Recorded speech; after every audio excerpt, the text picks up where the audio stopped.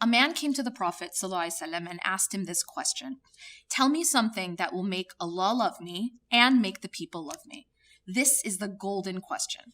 We live in a world that is so interested in getting approval. And obviously we want the approval, we want the love of God, but we also want the love of people. But how can we balance that? Many of us have trouble with that balance. Why is it so important to answer this question? Because so many of us, especially now living in a very social media obsessed world and this Instagram type of culture, we have become so focused on what people think of us, on approval, on gaining likes, on gaining followers. This has become a focal point for many of us. And in that focus, a lot of us have lost our way. A lot of us have lost what really matters. And how can we actually get genuine love from people, but at the same time not compromise our love for Allah subhanahu wa ta'ala? Now, what did the Prophet ﷺ say? He gave us advice in this hadith that is absolutely golden. That's why, I call this the golden question. It's something every human being wants.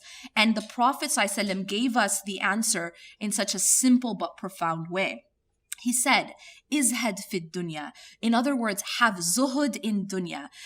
Do not be attached to this worldly life, and Allah will love you.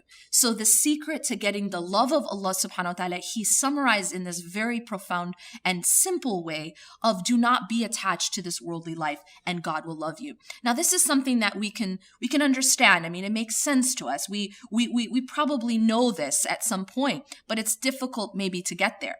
But the second part is very interesting, in which the Prophet ﷺ says something which maybe we weren't aware of. And that is, he says, izhad, or have zuhud, do not be attached to what is in the hands of people, and the people will love you. Now that just blows my mind, because you can understand this in different ways. And of course, there's different layers in the understanding of this very profound prophetic statement. That to not be attached to what is in the hands of people. Well, at one level, it means that whatever people have, whether that is of things, of material things, of power, of status, do not covet what others have. No one really likes that jealous friend who's always wanting what they have, or is always envious, is always coveting that which they have. And so the Prophet ﷺ is telling us, do not covet what others own. Do not covet what others have, and people will like you more. People will love you more.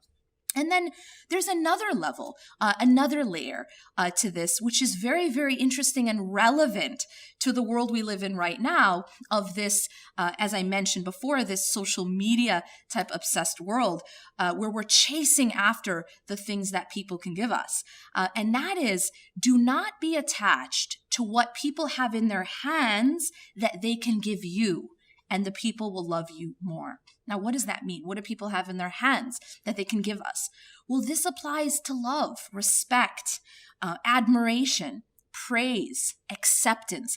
These are the types of things which oftentimes we chase after, that we want to get from people. And sometimes the more we chase it, the more it runs away from us. The Prophet ﷺ is teaching us here that you don't get acceptance from people by chasing after it. You don't get respect from people by begging for it. You don't get these things from people, what is in their hands, by coveting it, by begging them for it. People actually have more of a respect for someone who isn't chasing after their approval. People have more of a respect for someone who holds to their principles and isn't just begging for approval from others. So it's a very, very profound and all-encompassing way to tell us how to be more upright, and how to be a person that is in fact respected by others and loved by others. But it doesn't come by chasing that.